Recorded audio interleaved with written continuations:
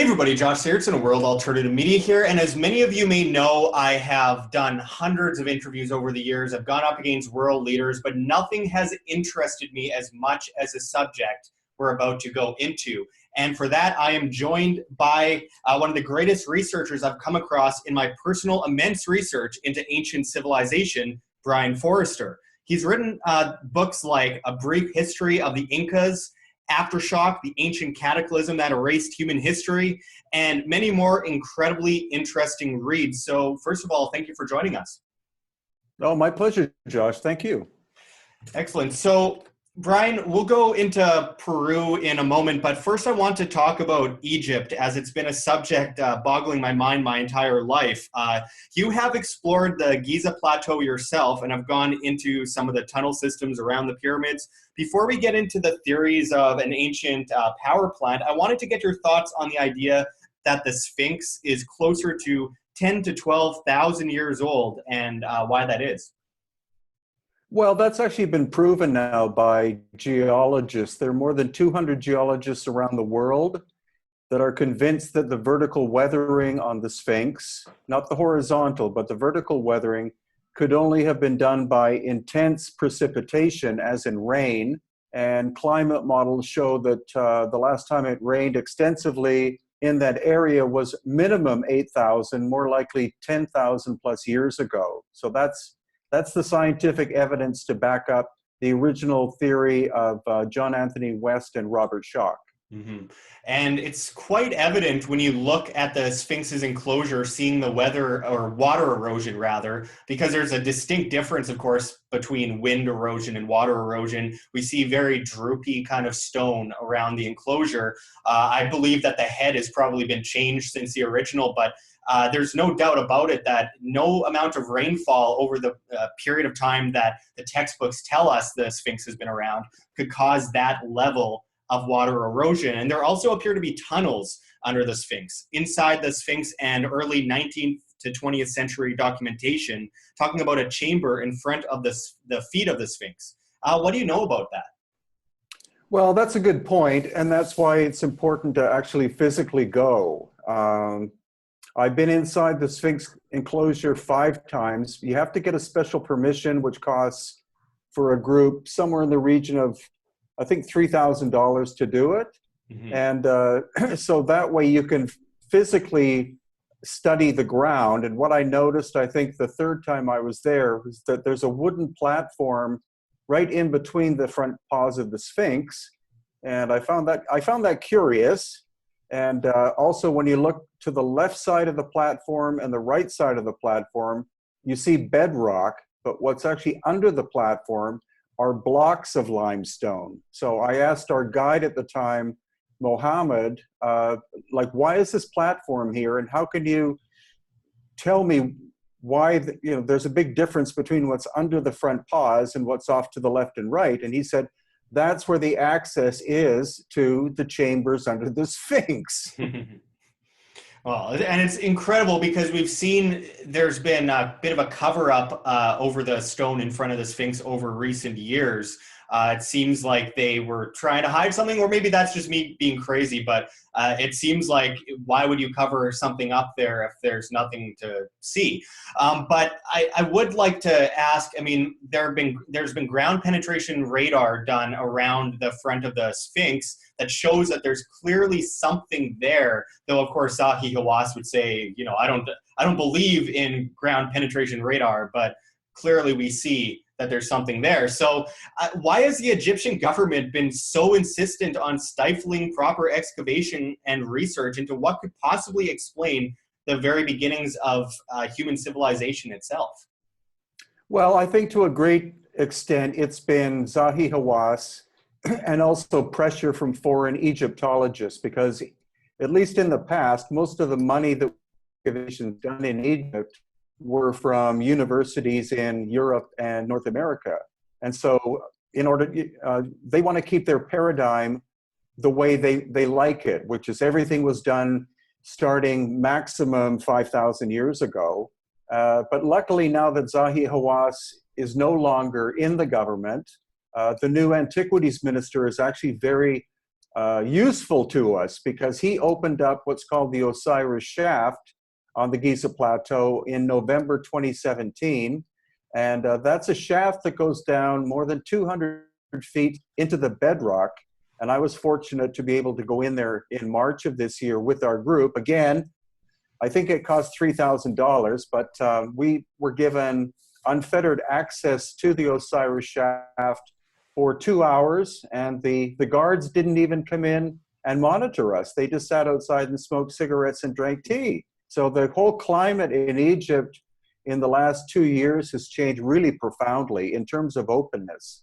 Yeah, I've seen footage from the 1990s. I believe it was NBC or ABC, I can't remember, went down into the tomb of Osiris, and it appeared to be 4 obelisks surrounded by some kind of moat or water with something in it. And there was clearly something that had been collapsed in one corner of the room, I guess you could call it, that at the time Zahi Hawass said, "Oh, there's nothing down there, don't worry about it." Were you able to get a closer look at the area that appeared to be like some kind of tunnel going from the tomb?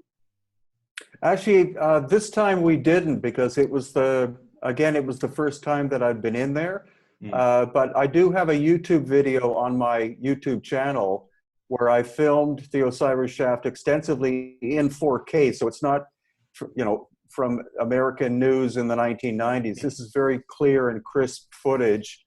How I can basically describe the Osiris Shaft is you enter in sideways under the causeway, one of the causeways of the pyramids, and then you go down 30 feet. The chamber there is somewhere in the region of 30 to 40 feet in size. Mm-hmm. You go forward, then you go down a ladder another 100 feet, and then you're in a room about the same size, but it has 6 chambers or recesses, 2 of which have very hard stone boxes in them that weigh approximately 40 tons apiece. And they literally look like they've had some kind of internal explosion to them because they're broken very badly. And then from there, you go down a ladder again, about 60 feet, into a pool of crystal clear water. And my friend Yusuf Awiyan took or rolled his pants up and went into the water, and he was walking around on top of a box that weighed somewhere between 60 and 80 tons. And so when we go back in April of next year, I'm going to take my pants off and go into the water and check out what's left of that so-called tunnel that supposedly extends for quite a distance. Yeah, it doesn't make much sense, the official theory regarding the Tomb of Osiris, this idea that they shoveled upwards, kind of made another little tunnel area and kind of pushed the sand upwards and then dug down the other way. It just, none of the mainstream theories seem to make a whole lot of sense to me. A lot of it seems to be based in assumption. And can you go into your theory about the pyramids, how the pyramids could very likely have been an ancient power plant, especially after the recent scientific findings regarding the pyramids' ability to concentrate electromagnetic energy, and that tombs weren't exactly part of the agenda in building the pyramids? No, that's a great point. And the power plant idea is by Christopher Dunn. But I don't totally agree with his theory, which I think dates back maybe 10 years now. I think the Great Pyramid was a resonance structure, like energetic, but not necessarily electricity. And so the King's Chamber resonates beautifully to the tune of, or the sound of Om. So I think it was tuned specifically for that frequency or a series of frequencies to collect energy. And then that energy was distributed out from the pyramid to the obelisks, because the great obelisks of Egypt could not have been created by the dynastic Egyptians because they're made of very hard granite, or possibly even syenite, which is very fine grained granite. And so I think it was like almost like an ancient Wi-Fi system, in that the pyramid, and there are 8 original pyramids, not just the 3 on the Giza Plateau, but I think they were all energy enhancers, and they sent energy out to the obelisks, which were the receiving stations. Mhm. And a lot of people are going to say, well, that sounds crazy. Well, look at an obelisk and look how it concentrates frequency when tested. It's quite incredible.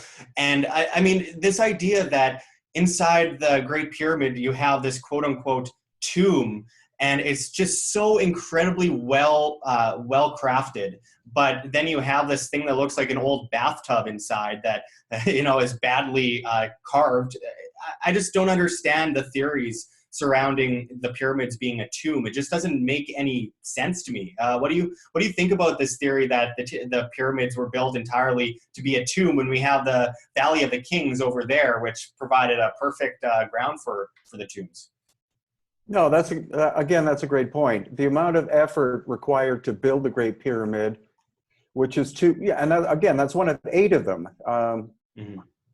2.5 million multi-ton blocks that had to be, each stone had to be cut from the bedrock itself. The granite that's inside came from Aswan, which is somewhere in the region of 500 miles to the south. And also that supposedly happened 500 years after the Egyptians first appeared in Egypt, is just so implausible. It's quite ridiculous. What they're trying to say is that their greatest accomplishments happened very early on, and that somehow they became worse and worse in terms of technical proficiency. So they call any large stone box a sarcophagus, even though some of them weigh 120 tons, such as in the Serapeum at Saqqara. And we can also, the box, which is, again, I call it a box. The box that's in the King's Chamber, it is human size. The damage to it appears to be from some kind of explosion or something, once again, because originally it looked like it would have been almost perfectly made. We can still see saw marks on the surfaces on the outside. So that's evidence by itself that high technology was employed to build the box. And the box itself would have been put into place as the pyramid was being constructed. But if you simply go inside the Great Pyramid, you'll see within 10 seconds that there's no way the dynastic people could have made it. It's too big an engineering effort. Mm-hmm. And also there are no hieroglyphics whatsoever inside. And the dynastic Egyptians were crazy about hieroglyphics. You go to Elephantine Island, or not Elephantine, but the Isis temple near Aswan, every column is carved with hieroglyphics, every wall, every square inch is covered in hieroglyphics. But their greatest achievement doesn't have any ornamentation inside. That doesn't make sense whatsoever. Yeah, you'd think after building an entire pyramid, they'd put a little bit of paint on the wall. And, it's interesting because that would usually have a lot of meaning to them, as in it guides them to their next life, into the heavens. This idea of putting hieroglyphs around a tomb, like we see in the Valley of the Kings. But also, I wanted to quickly get into the ancient cataclysm, because I've often told people, if we look at the world around us and there's a massive cataclysm, say 10 to 12,000 years past, what would be left? We'd have stones, we'd have stuff that people would look back at us and say, well, these people were like cave people. They only had rocks. Where's the technology? But over time, of course, things disintegrate, things turn to dust, things turn to sand. And when I'm looking at Egypt, I see the potential that there was some kind of ancient technology there. I'm not saying aliens, I'm not saying anything like that. I'm saying that there could have been an ancient civilization that had the tools that we could never create or recreate today with our technological abilities, and that something wiped out humanity all those years ago for the most part, and we kind of reverted back to the caveman type of culture. So what do you think of this idea that there was a massive cataclysm that might have wiped out a technologically advanced form of human beings? Well, we see some evidence in the highlands of Peru of that. We also have the location called Pumapunku in Bolivia.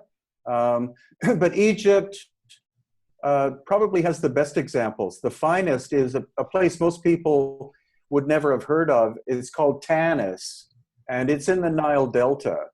So the Nile Delta is where almost all the food of Egypt is grown. It's a vast area of very intense agriculture. And the site of Tanis is this mound, which is probably like 30 feet high, and there were only 4 plants growing on it. Also, compared to the very fertile soil of the Nile Delta, the dirt or soil or whatever you want to call it that's at Tanis is the consistency of flour. So as you're walking around on Tanis, it's like you're walking on the moon. You develop a dust cloud. So it appears that an intense burst of heat struck that location and vaporized any nutrients that were in the soil, as well as any organic life that lived there. So all the people who were there, all the plants that were there would have been completely vaporized. And as well, all of the megalithic work, and there's lots of it at Tanis, like massive blocks, sometimes weighing 20, 30, 40 tons, the remains of 13 obelisks that are all smashed to pieces. They were all found buried underground in the 19th century. So it appears that there was a massive strike at Tanis that also affected Karnak, but more at Tanis. And the soil looks like it just went straight up into the air and then came back down and buried a major megalithic city. Also, what's important is Tanis is located inside of an army/police base. So we were followed around by military with machine guns, and even 4 men dressed in black suits with sunglasses. It was quite a weird experience. That's convenient. It also, I have to point out, there's a place not too far from the Giza Plateau, actually very close, that appeared to be what some claim was the beginning of another pyramid being built. The blocks are massive. The name escapes my mind, but I believe Cairo was using it as a garbage dump for some time and ended up covering it up. I can't seem to remember the name at the moment of the place, but there seems to be a lot of government nonsense going on in Egypt and a lot of places around the world, Sudan, elsewhere, where it almost appears like they're trying to cover something up. In this case, literally covering it up with sand. Do you think there's some kind of cover up within the government of what the origins of human civilization may be? Yeah, I think definitely, and I think that's been going on for a long, long time. The site you're talking about is probably Zayet El Arian, and it's located inside a military base. And there was a movie made in the 1950s, the name I forget, but it appears to be the remains of a pyramid, but just the underground aspect of it. So there's a descending passage that goes in. They found massive blocks inside there. Unfortunately, the archaeologist, who I think was French in the 19th century, wound up destroying a lot of the blocks because he was looking for gold, which he didn't find. But unfortunately, it's inside a military base. No one I know has ever been in there. And it's being used now as a garbage dump. So that's, not only disrespectful, but because so many of these places are at or near military facilities, it's a little inconvenient that you get this overlap of mysterious ancient locations and present day military firepower. It's a disgrace, really. I have to now go into Machu Picchu because it's something that has been also boggling my mind for quite some time. You've done extensive work in Peru. In fact, I believe you live there currently. The establishment narrative regarding Machu Picchu seems incredibly speculative, and the evidence seems flimsy considering the way stones are cut and the different types of architecture one comes across at the site. Can you go into the significance of a place like Machu Picchu and Peru, for that matter, and your personal thoughts on its true beginnings? Sure. Well, Machu Picchu is the most famous ancient site in South America, of course. Gets about 3,000 tourists a day. It was the main thing is that it was a secret location. It was only known to the high Inca officials up until 1911. The Inca abandoned the site probably around 1545 when the Spanish conquest was going on. So nobody in the area ever knew it existed because it was a special location for the dignitaries of the Inca to meet in private. And so when a tour guide tells you, well, it was, it was built in 25 years under the high Inca called Pachacutec, there's no evidence from anywhere that can back that idea up. And so gradually the story's breaking down, and more as time goes on, when I visit the site, I've been there 68 times now, but more and more the guides are starting to recognize me and say, I love your YouTube videos, and your theories about the antiquity of this place are quite fascinating. So basically what I can tell you is that 5% of Machu Picchu is megalithic in terms of like massive stones that fit together almost perfectly. And then the other 95% is Inca construction around it. So it's clear that the Inca found this ancient location and they decided to build a city around a megalithic structure that they discovered. Yeah, I mean, you don't build these incredible buildings out of, I mean, the amount of distance between each brick and the way it fits in like a puzzle piece is just absolutely astonishing. But then what, do you build on top of it a bunch of, broken apart kind of flimsy bricks and, more prehistoric oriented, in my opinion, the way that a lot of the places on top were built, the newer buildings that were built on top of the older. And it just tells me that, they want us to believe it's a certain age, just like Egypt, just like so many amazing sites around the world. They insist, the scientific community says, well, this is what it is. If you question it, well, then you're some kind of quote unquote denier of some kind with all the negative connotations, instead of thinking, well, maybe I was wrong and maybe we need to dig into this a bit deeper, because that seems to be the most amazing problem that I've come across in the scientific and archaeological community, is that it's like, well, if they admit they're wrong, then they have to admit everything they've believed for all these years is wrong, which is kind of the building blocks towards finding answers. So I find it quite astonishing how resistant so many people, especially in government, are to really digging into these questions and trying to answer them to the best of their ability without waving it off as, crazy lunatics. But you've gone extensively into elongated skulls, and this is something I find interesting, but I haven't been able to personally do as much research as I'd like to on it. So I'm interested in your thoughts on how these elongated skulls give us kind of a insight into the history of civilization and humanity. Can you go into that a bit? Sure. Well, cranial deformation has been performed by many different cultures around the world, mainly by the nobility, to make them physically look different from the common folk. So that's the basic story. So you can go to Melanesia, Western Africa, maybe the mound builders in North America, the Maya, et cetera, et cetera, et cetera. But the most intriguing ones are located where I am specifically, which is Paracas in Peru. And here is where you find the largest elongated skulls in the world. And about 5% of them appear to be natural in shape. They don't have the obvious signs of cradle headboarding or the flattening of the front and back of the skull, but their skull volume is larger than normal. The foramen magnum, which is where your spinal column enters your skull, which under your skull, which is with us is at the perfect balance point in the center, is about an inch or 2.5 centimeters back on these. So those are genetic characteristics that can't be done with headboarding. Also, we've done DNA tests, and all Native American people of 100% indigenous ancestry living from Mexico down to Patagonia in the southern part of South America are supposed to be only haplogroups A, B, C, and D. And that relates to the crossing from the Bering, or over the Bering Land Bridge about 12,000 plus years ago.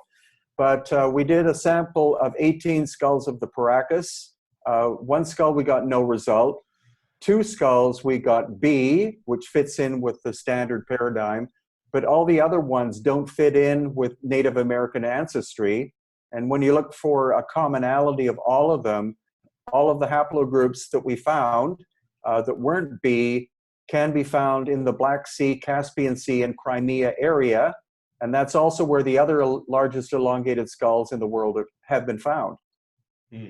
This is like I mentioned at the beginning of the video, folks, this is the most interesting subject you could possibly dig into. I've spent an alarming amount of time watching Brien's videos, as well as some other guys that I care to mention, like Bright Insight and other great people on YouTube that have really gone to the sites, have researched the sites, have explained these in terms where people can actually understand. You got to check out the great work of Dr. Robert Schoch and Hancock and all these incredible people that have done so much, incredible research into this ancient potential civilization, technological civilization, the true beginnings of civilization that we aren't being told in school textbooks. I mean, no one really even questions the school textbooks. I remember when I was a kid reading into all these things, and I believed that everything was as they said and that they had done extensive research. But the problem is they have just been stubborn in their research and stuck to the same mainstream points and refused to question it, which is why we should question everything, folks. I really hope everyone checks out Brien Foerster's channel on YouTube. There are hours and hours of incredible footage, including on the ground in a lot of these places. So I really appreciate you joining us today. Where can people find more of your work and support you in the work that you do? I know you do tours and stuff of the likes. Sure. Everything about me is located at my website, which is hiddenincatours.com. So there's about 95% of the material there is free. I'm up to almost 1,000 YouTube videos. I have books. I have interviews like this, etc. So hiddenincatours.com is my one and only website. Well, once again, I appreciate you joining us today, and we hope to talk with you again. Sure, my pleasure, anytime. Like what you see here, OM? Don't forget to check the links below. GoFundMe, Patreon. We can't do it without you. Any donation is very much appreciated, especially as we are so overwhelmingly demonetized by YouTube as they bring in the ADL to flag all of our content as hate speech. Also check our Bitcoin address in the description as well as on the screen for you to scan if you please. And also check us out at Steemit at Josh Sigurdson, the future of social media, where you get paid in the upvote of your post in cryptocurrency, Steem that is. So don't forget to check us out there and find us at Anarchapulco 2019. I know it's early, but this is such an exciting event coming up with Ron Paul, Judge Napolitano, David Icke, Larkin Rose, Jeff Berwick, all the usual characters, and it's going to be amazing. So we hope to see you there. Make sure to check the link for Anarchapulco below and use promo code WHAM to save as much as 15% on your tickets. We hope to see you there. But until next time, this is Josh Sigurdson signing out from World Alternative Media. Find the truth, be the change.